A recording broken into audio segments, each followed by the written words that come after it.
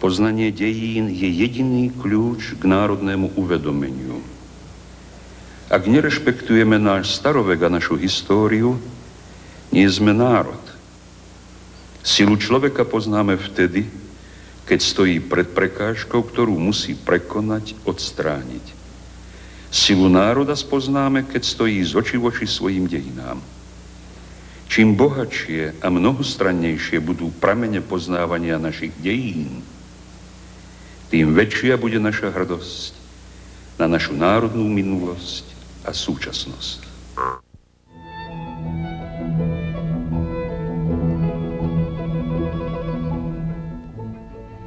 Bešeňovský sa narodil 15. septembra 1910 v Liptovskom Svetom Michale. Jeho romanticky založenej povahe pristalo byť učiteľom. Rozumel dobre plachej detskej duši na lazovských školách, kam k jeho samote si večierkami chodieval na okná sadať iba výchor.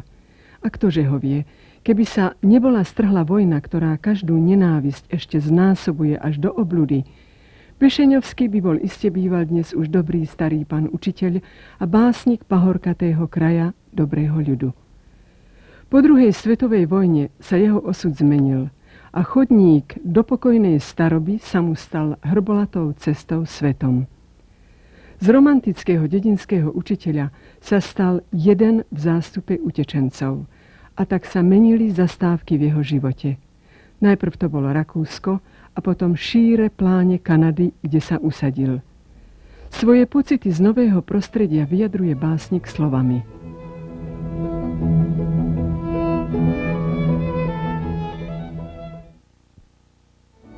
Vravia mi, dobre je tu byť. Tramvaje letia, svetiel fontány striekajú do tmy neónový svit. A ľudia šťastím ochkajú, šeptajúc, že je krásne žiť. A ráno hučí vodopád a tisíce rúk chytá páku. Tak rád by som, tak veľmi rád, načrieť priehrštím svetla zraku a žitiu vravieť, mám ťa rád. Lež hľadím stále v šír a diaľ a smutný som a Boh to vidí. Jak zrnko čas nás porozvial a z krásy, čo si k srdcu tisol, zostal len tichý, suchý žiaľ.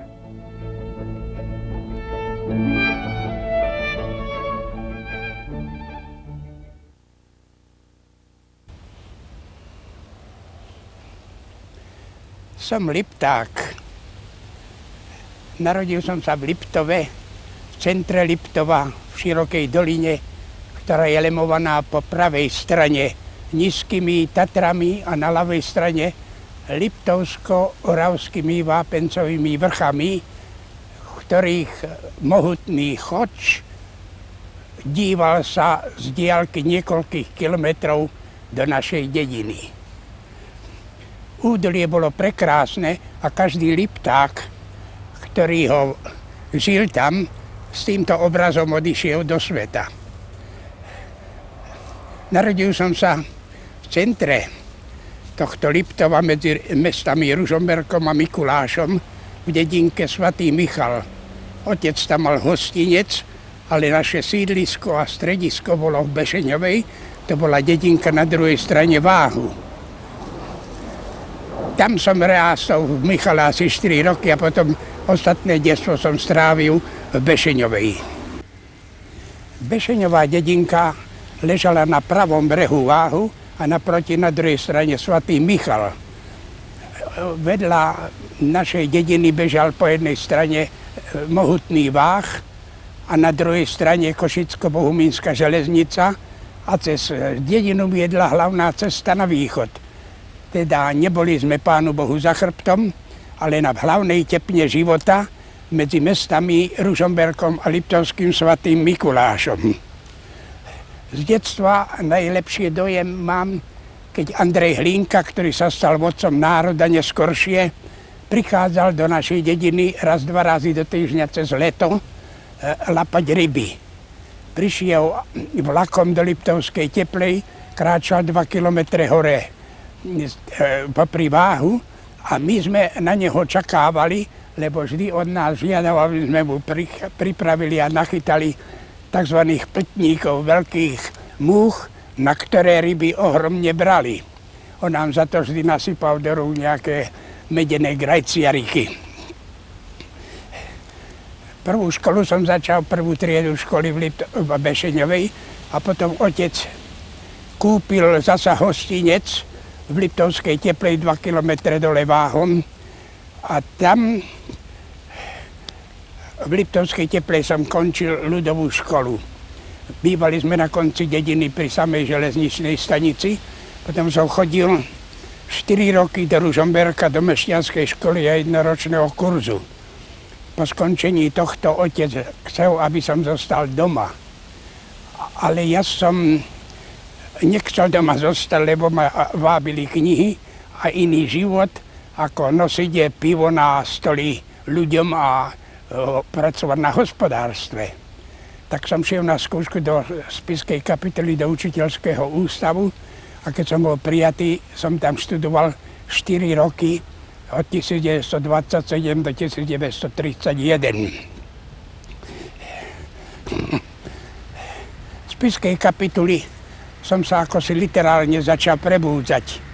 Mali sme ohromného slovenčinára, profesora, mladého kňaza Alojza Miškoviča, ktorý ma mal veľmi rád a jeho slohové úlohy sa mu veľmi ľúbili. Už jedného dňa sa stalo, že direktor, ktorý bol chorý a profesor Miškovič bol správcom učiteľského ústavu, mi dal rozkaz po obede, aby som šiel domov do Spišského Podhradia a napísal pozdravný verš na direktora doktora Semana. Keď som prišiel domov, som si skoro aj poplakal, lebo nikdy v živote som takú úlohu nemal. Ale ako si som to urobil a môj spolubývajúci sa to musel naučiť naspamäť. A celkom dobre to dopadlo a náš triedny profesor, doktor Ilenčík, sa pýtal, či je to od Hviezdoslava verš. Bol prekvapený, keď sa dozvedel, že som to urobil ja. Mali sme tam vzdelávajúci krúžok Jána Holého, kde sme sa cvičili v týchto prednáškach a v recitovaní básní. Ja som v tom čase napísal dlhšiu historickú rozprávku, ktorú som tam prečítal. Po skončení učiteľského ústavu som sa stal učiteľom v Liptovskej Svatej Mare. V tej dedinke, ktorá dnes leží pod najväčším umelým jazerom na Slovensku, Liptovskej Marskej priehrade. V tejto dedinke som pôsobil 7 rokov, od 1931 do 1937.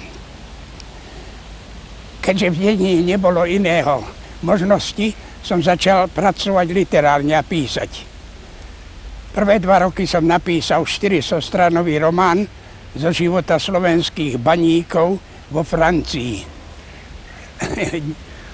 Keď ho profesor Miškovič, ktorý ma stále sledoval, ako som opustil učiteľský ústav, prečítal, poslal 2 úryvky do Slováka a povedal mi, že to treba prepracovať, lebo je tam veľa lyriky a málo deja. K tomu som sa, pravda, nikdy nedostal. Priateľ, ktorý pracoval v Ružomberku a býva pri škole so starou matkou a každý večer prichádzal domov, požiadal ma, že Hlinka na budúci rok má 70 rokov a že by bolo treba čosi urobiť, napísať divadlo. Ja som pracoval 6 mesiacov a do jary bola 4-hodinová dráma Zlomená pesť napísaná. Inscenovali ju v kultúrnom dome v Ružomberku pri 70. narodení sa Andreja Hlinku. Ja som mal vtedy 23 rokov a taký zelenáč som sedel za Andrejom Hlinkom na čestnom kresle a okolo neho boli celý štáb jeho poslancov a senátorov.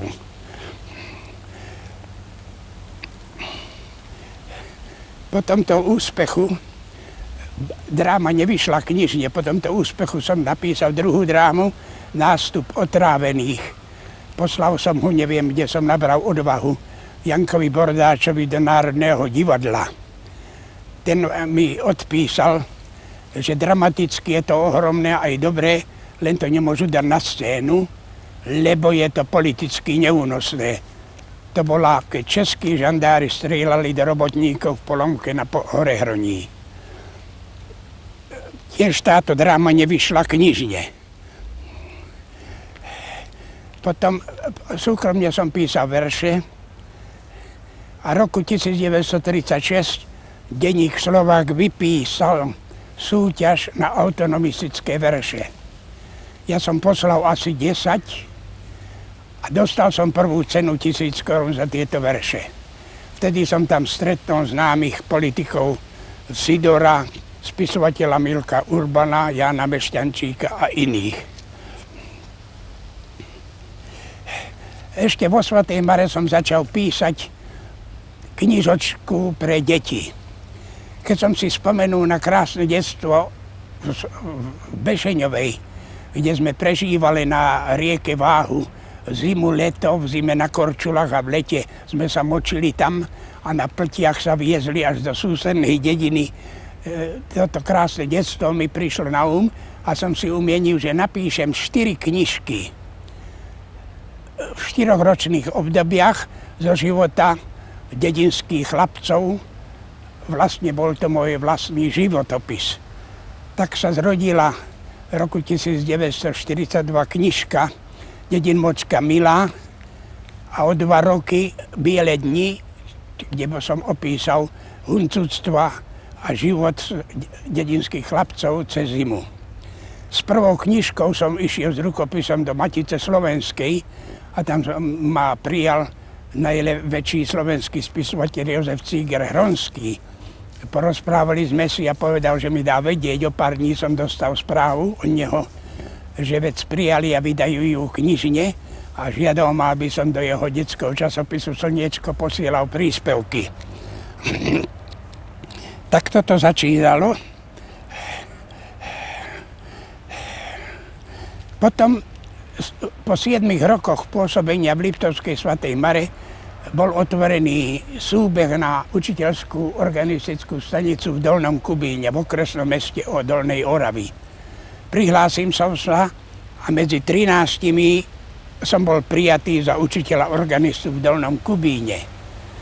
Tam už nebolo veľa času na písanie. Hneď v septembri vypukla mobilizácia, lebo Nemecko tlačilo na Československo a zohnali nás všetkých. Za 24 hodín som už bol v Levoči a nás liferovali do Sudiet k Libercu. A teda nebolo času na písanie. Tu treba spomenúť jednu vec. Keď sme my boli vezení do Sudiet, naproti nám na staniciach stáli vlaky, ktoré viezli českých vojakov na Slovensko. A na každom vagóne boli nakreslené šibenice a Hitler bol na nich zavesený. Keď sme sa ich pýtali, kde idú, povedali, že idú brániť Slovensko. A my hovoríme, tam je nebezpečie, na Sudetách je nebezpečie. Prečo nejdete tam? Keby sme boli, hádam, mali ostré patróny, tak by sa bola streľba strhla. Ale sme tam šli a po arbitráži vo Viedni sudetské krajiny boli pripojené k Nemecku a nás liferovali späť. Nie do Levoče, ale nás na Podkarpátsku Rus do Mukačeva až, lebo maďarskí partizáni Čapatok prepadovali slovenské obce. Tak sme tam pobudli a vrátili sme sa potom domov. Keď som sa vrátil do Dolného Kubína, okolo koncom novembra, bolo inej roboty, bol som organistom, správcom školy, učiteľom a v niektorých spolkoch ma vždy zvolili za kultúrneho referenta. Takže na písanie nezostávalo veľa času. Ale i napriek tomu, prvú knižku Dedin močka Milá som začal ešte vo Svatej Mare a potom som ju dokončil tam v Dolnom Kubíne. O 2 roky neskôršie Biele dni. Potom som v Dolnom Kubíne ešte napísal niekoľko jednoaktoviek, ktoré vydal Trávniček v Žiline. Gól a Nečakaný syn. A ešte vo Svatej Mare som napísal 3. jednoaktovku Mrcha Nátura, ktorú tiež vydal Trávniček, a tieto 3 jednoaktovky sa hrali na dedinských ochotníckych scénach po Slovensku. V Kubíne som ešte prepracoval knižku pre školy, čítanku, ktorú napísal minister školstva Jozef Sivák. A vydal ju a moje meno pod jeho menom tam bolo, že som to prepracoval a vydal. Potom som ešte z Dolného Kubína posielal do nedeľnej prílohy denníka, v týždenníka detské verše, ktoré tiež tu som si v Kanade dal dokopy a venoval svojej prvej vnučke.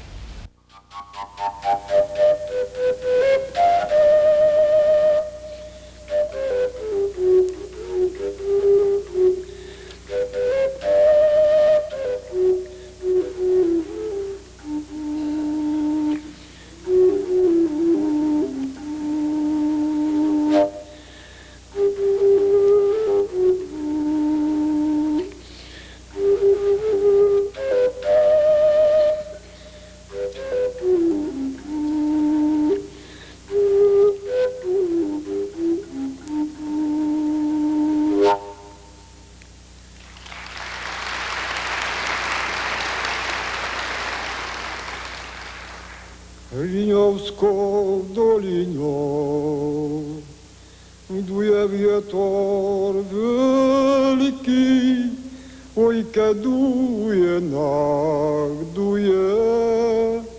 veď ma nevyvalí.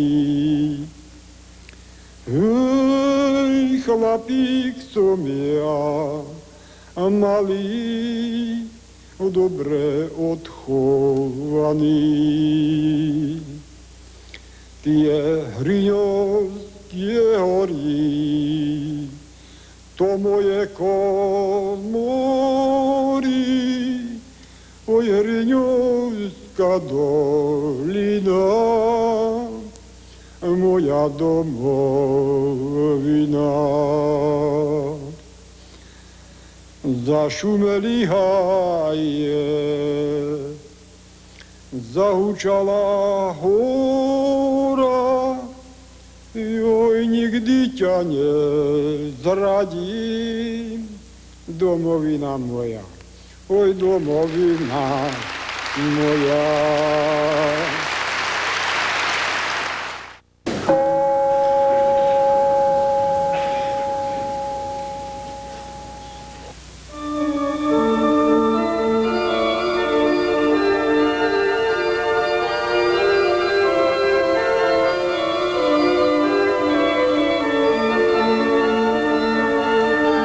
Zápas o holú existenciu, o životný priestor. Sprevádzal už od 15. storočia zápas o národné vedomie Slovákov, odkrývaním obrazu ich dejín.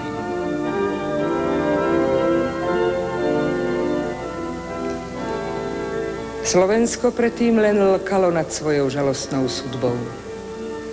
Slovák sa nenašiel žiaden, čo Slovákov prastaré činy takisto verejne tlačou sprístupniť voľby snáď chcel.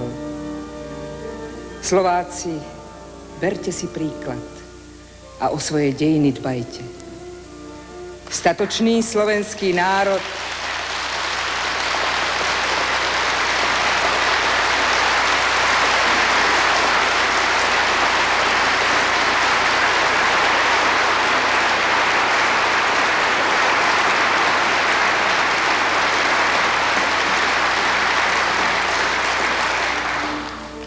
Statočný slovenský národ vyneste ku hviezdam hor.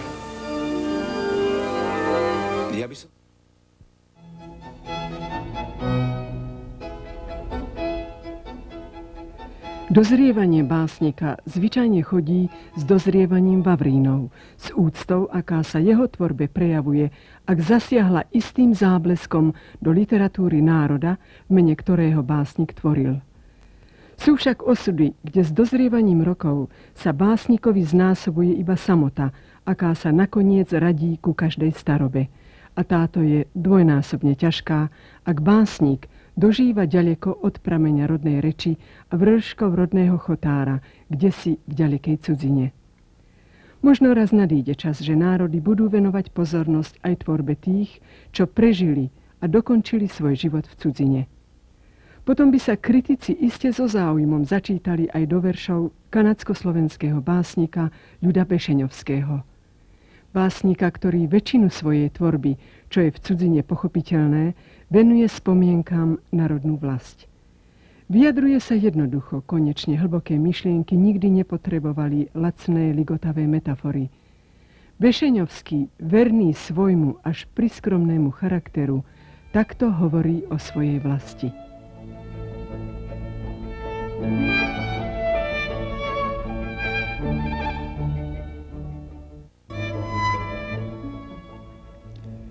V krvi ťa nosím a ťažký je to dar, vklínený hlboko, hlbšie jak vlastné bytie. Či klesám v peklo dní, či stúpam na oltár, do srdca útočíš jak večné vlnobytie. Myslel som, chlebom si, a všetko je len brucho. Nasíti iná zem, poviem jej, dobrá mati, lež Kriste, biely chlieb a v hrdle je sucho, sucho. Neprežrieš bez bôľu a bez slz, nedá ti. Je to v nás a nie je to na to lieku. To preniesť musí sa, prebolieť do ostatku. Nesiem ťa v úžase strminou tohto veku, jak stigma krvavá veľkonočného piatku.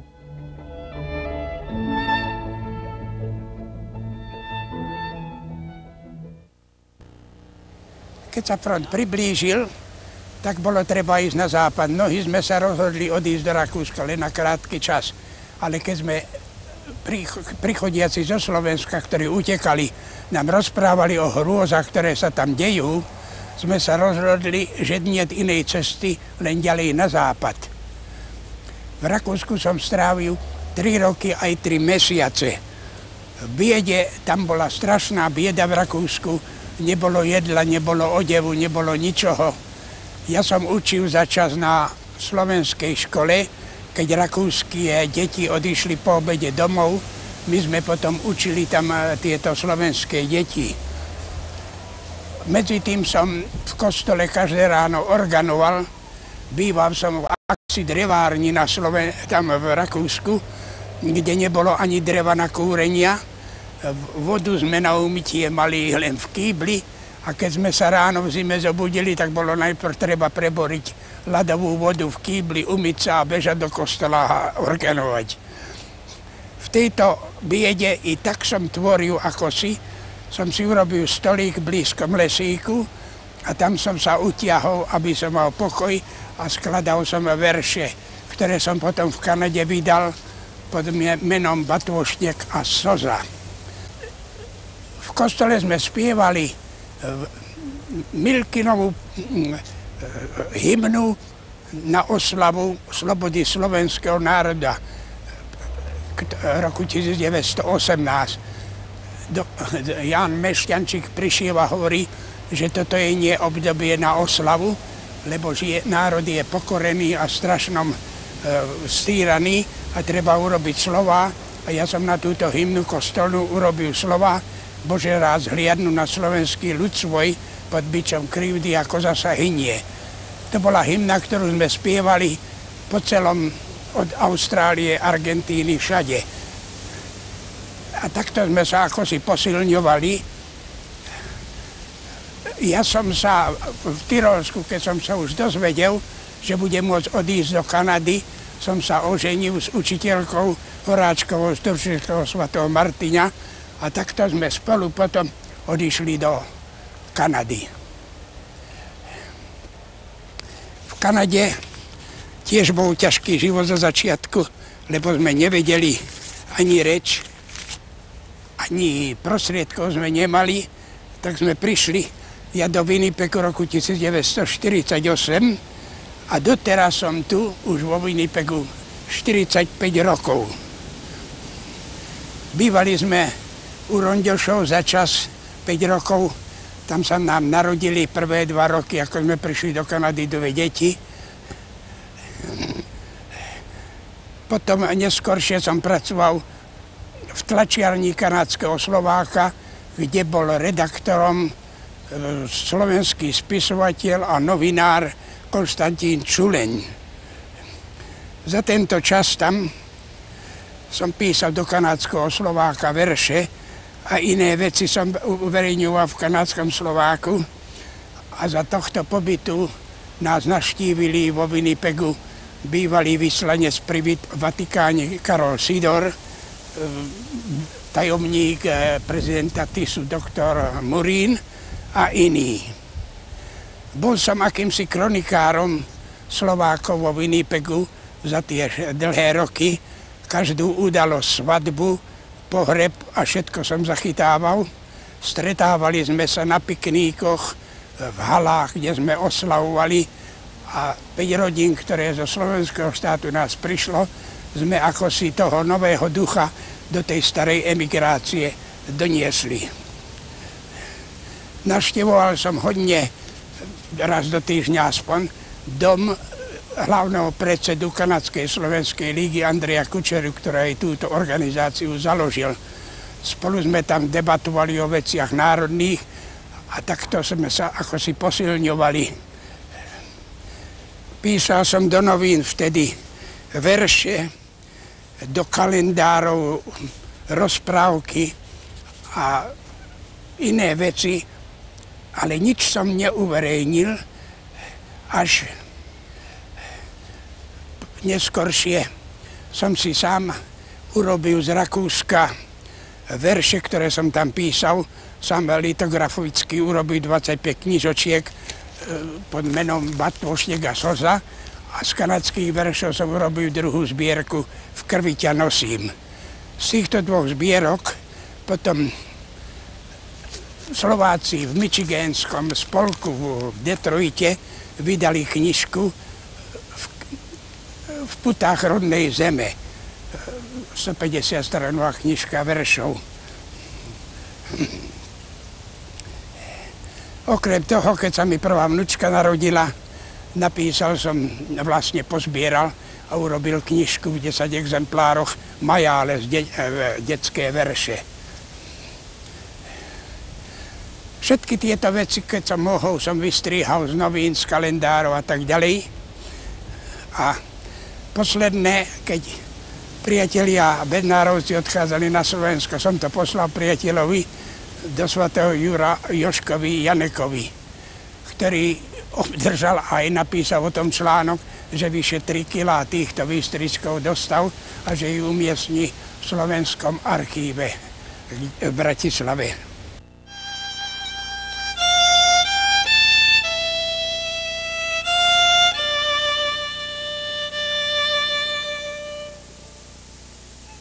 Keď sa Slovák od svej vlasti odberal, na Vádači hľadom vršku zavolal. S Bohom Otec, s Bohom Mati, sestra, brat, s Bohom Ty môj najvernejší kamarát. S Bohom Otec, s Bohom Mati, sestra, brat, s Bohom Ty môj najvernejší kamarát.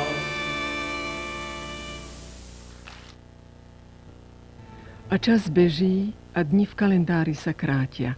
Brány rodnej zeme zostávajú navždy zatvorené pre podaktorých, čo pre svoje presvedčenie raz opustili vlast. No zostali verní sebe i svojmu životnému krédu. Možno sa aj trápili, márnila ich často túžba prejsť sa raz po starých uliciach, kde sme rástli a mali kamarátov. No čas beží a rátame už len hroby cudzích i vlastných. a v cudzine sa viacej cíti, ak vám skoná brat, otec či manželka. Tak aj básnik v ďalekej rovinatej Manitobe, úrodnej Kanady, zostal sám. Pochoval nielen mnohé svoje sny, ale aj manželku. A ako 75-ročný ešte za ránky sedáva pri svojom písacom stolíku a dáva na papier všetko to, čo už duša nestihne zamknúť do samoty. Bešeňovský je pritom sympatický aj v tom, že nie je bolestínsky, aj keď, ako hovorí v poslednej ukážke jeho tvorby, človek z bolesti stal sa básnikom.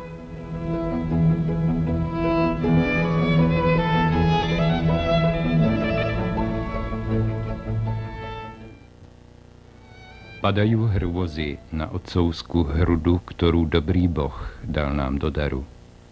A že sa krúti koleso osudu, klesáme z lásky hlbín do zmaru. Bola raz zem a teplé srdcia v hrudi. Človek s človekom ako rodný brat. 3 milióny týchto dobrých ľudí uprostred sveta osud mal tak rád. Ale to už aj tak odjak živa býva a bude povždy v svete veľkom. Pravá krása sa v utrpení skrýva, človek z bolesti stal sa básnikom.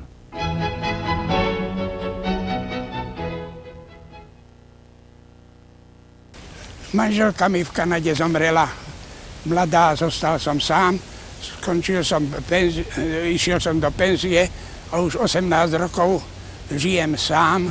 Teraz som sa otiahnu, lebo som chorý a život takto uplynul. Väčšina môjho života bola strávená v cudzine. Som jeden z tej generácie, ktorá by bola akoby Bohom vyvolená, že som prežil prvý slovenský štát od Svatopluka a s týmto svetlom, ktorý sme z tohto štátu si zobrali a utekali do sveta, rozdávali sme tu v zahraničí. Posilňovali sme sa v týchto veciach vo Winnipegu 45 rokov a stále sme verili, že pravda zvíťazí a že jedného dňa slovenský národ bude zasa slobodný. Nikto nepočítal, že to tak rýchle príde, že komunizmus sa tak rýchle zrúti. Ale veci sa stali, neobyčajne veľké veci sa stali a teraz 1. januára bol vyhlásený druhý slovenský štát. Bolestné je, že teraz tento druhý slovenský štát neuznáva prvý. Ako si sa k nemu kladne záporne stavia a hovorí, že to nebol štát z vôle ľudu, ale len z vôle Hitlera a tak ďalej. My sme videli v tomto štáte pokračovanie histórie slovenského národa v tom prvom štáte a sme boli hrdí na to, že od Svatopluka Slováci zasa dožili sa svojej štátnosti a mali svojho prezidenta, svoju vládu a že všetko išlo v slovenských rukách.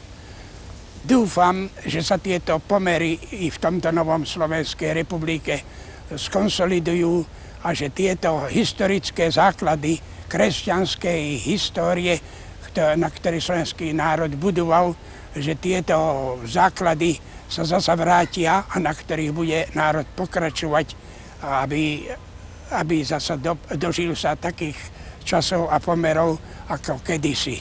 Lebo slovenský národ mal veľmi bolestnú a ťažkú históriu a veríme, že Boh túto históriu naplní odmenou a Slováci budú šťastní. V emigrácii nebolo času a podmienok, aby človek tvoril knižky a písal traktáty za jeden rok alebo za dva. Písali sme väčšinou verše a v týchto veršach som vyspieval všetku bolesť, ktorú tento slovenský národ a emigrácia museli prejsť a prežívali. Dúfam, že tieto slzy neboli márne a že slovenský národ v tomto novom štáte nájde svoje poslanie tak ako kedysi.